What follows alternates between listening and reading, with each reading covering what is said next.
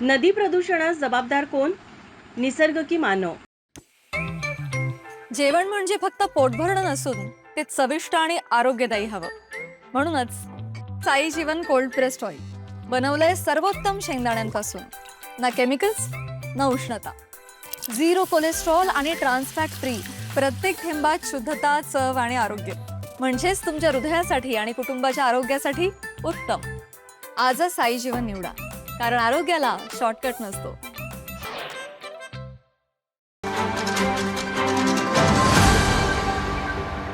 नदीतील पाणी पिण्यासाठी सर्वोत्तम असते, कारण हे पाणी स्थिर नसून वाहते असल्यामुळे व नदी उगम किंवा धरणातून सुटणारी पाणी हे स्वच्छ आणि चांगले असते.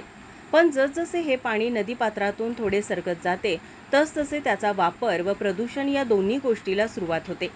पिण्यासाठी व शेतीसाठी सोडले जाणारे हे पाणी अनैसर्गिक म्हणजे माणसांकडूनच पाण्यामध्ये नैवेद्य सोडणे, चिकन दुकानदारांकडून साचलेला कचरा टाकणे, जनावरांना व कपडे धुणे, वैद्यकीय कचरा अशा असंख्य माध्यमातून नदी प्रदूषित होत आहे. वैशिष्ट्य म्हणजे शिकले सवरलेले सुशिक्षित नागरिकच प्रदूषणाला जबाबदार आहेत असं म्हटलं तरी वावगे होणार नाही.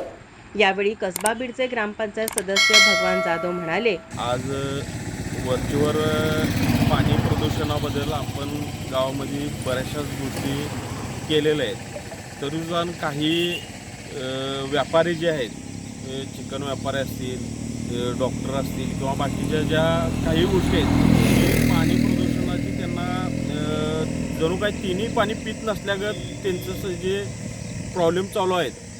आज महेगावामध्ये जे चिकन व्यापारी आहेत, ह्या चिकन व्यापाऱ्यांनी रात्रीचे 10 वाजता 12 वाजता 2-3 दिवस साठवायचे त्याचं खराब चिकन वगैरे ते सगळं ते डायरेक्ट नदीपात्रात टाकायचे. हे प्रत्येक नागरिकांना दिसतंय, पण ह्याच्यावरती आवाज उठवायला कोण तयार नाही. आज आम्ही आवाज उठवायला लागलो आहे. कशासाठी आवाज उठवायला लागलो आहे? की लोकांच्या आरोग्य चांगलं राहण्यासाठी आवाज उठवायला लागलो. माजी शालेय समिती अध्यक्ष व ग्रामपंचायत सदस्य संदीप सुतार म्हणाले, माजी ग्रामपंचायत सदस्य, माजी शालेय शिक्षण समिती अध्यक्ष.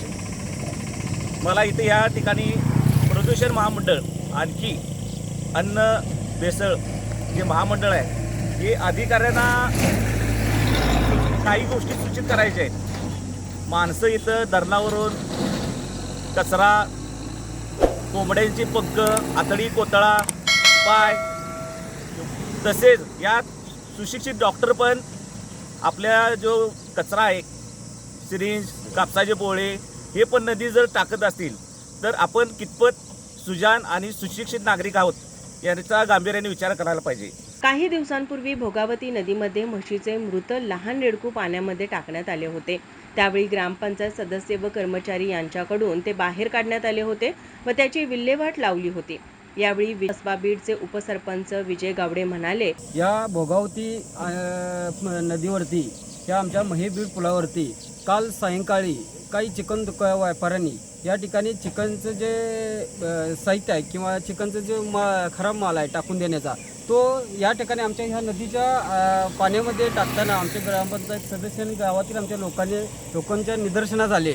आणि हे अशी जर परिस्थिती राहिली किंवा त्यांना आम्ही आता नोटीस काढणार आहे, याच्या आधी सुद्धा नोटीस त्यांना दिलेलं आहे. आणि परत जर त्यांनी अशी काही कारवाई केली किंवा निदर्शनास आलं तर त्यांच्यात दंडात्मक कारवाई किंवा फौजदारी कारवाई सुद्धा करण्यास आमची ग्रामपंचायत कमी पडणार नाही. पिण्याच्या पाण्याच्या चावीमधून कोंबडीच्या पिल्लाचे अवशेष व कचरा बाहेर आला होता.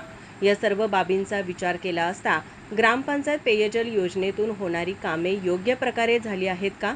गावाला पाणी पिण्यासाठी ज्या ठिकाणी पाण्याच्या टाक्या बसवलेल्या आहेत तेथील सुरक्षा, स्वच्छता आदी असणाऱ्या सोयी या फक्त कागदावरच आहेत व अधिकारी ग्रामपंचायतमध्ये प्रत्यक्षात काय चालले आहे?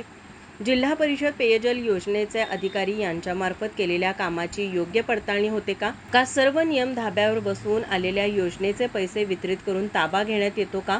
या सर्व प्रश्नांची उत्तरे शोधावी लागणार आहेत, हे नक्कीच. माझा महाराष्ट्र न्यूजसाठी करवीरहून तालुका प्रतिनिधी विश्वनाथ मोरे.